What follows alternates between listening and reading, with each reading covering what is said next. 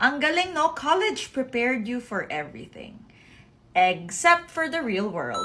For 4 years, tinuruan tayong magsulat ng thesis, gumising ng 7 a.m. kahit wala kang tulog, tapos mag-memorize ka ng mga bagay na never naman natin gagamitin after ng graduation.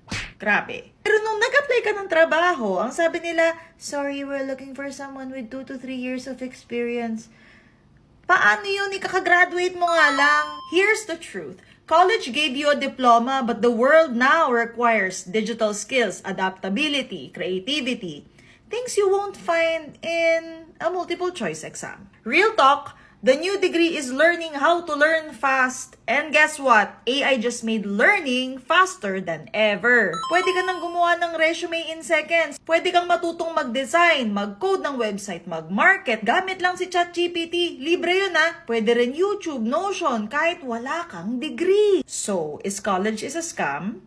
Let's just say mahal ang matrikula para sa outdated na curriculum Pilipinas. So if you feel scammed, huwag kang matahimik.